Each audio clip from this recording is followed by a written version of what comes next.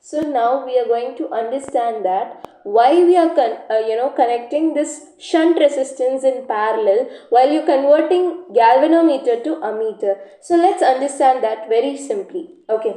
So now galvanometer, what is the work of this galvanometer? This galvanometer is basically going to detect the sensitive and small current. Small current in the sense I mean in micro ranges, it will basically detect the current. That is the work of galvanometer, exactly to say it will detect small amount of current. But what does ammeter do? Ammeter can measure till 10 amperes range. So you have to somehow modify this galvanometer into ammeter. That is, from changing microampere range to ampere range, you have to do this conversion basically. Are you all getting the point? Are you all understanding the point? So this is what we are going to do, how we are going to achieve this. But ultimately you cannot change the nature of galvanometer so as to cope it up with 10 amperes of current. That is not something that is possible. But somehow you can just do a trick at least. You can just at least do a trick. What is that trick that you can do? Basically, what you can do is that is, this galvanometer is there.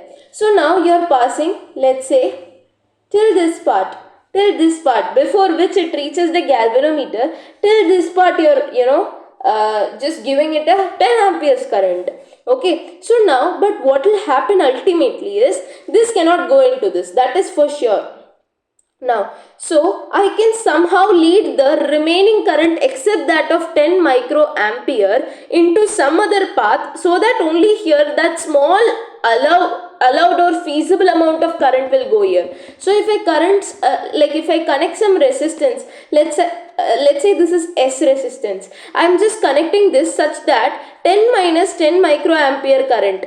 Okay, 10 minus 10 microampere current is going in here in this particular shunt resistance. This 10 minus 10 microampere current is going. Okay, so this 10 minus 10 microampere current is going in this direction. Then only here 10 microamperes will be going. So as usual, according to the galvanometer, if 10 is over here and 5 is here, let's say, this will as usual show 10 even when you are passing 10 amperes due to this trick that is basically made inside. So this is how you are basically converting galvanometer into ammeter very easily without any effort. Okay, just that you have to connect this shunt resistance in parallel. Why in parallel? In parallel only current will get divided. Else if you go for series connection means the voltage will only be divided, the current will not be divided. So in order for the current to be divided, you are connecting in the parallel connection.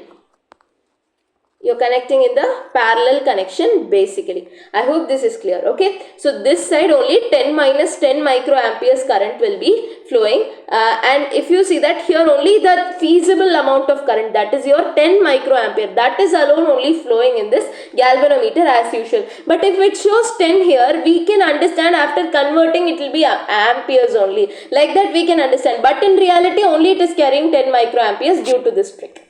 I hope this is clear. Bas.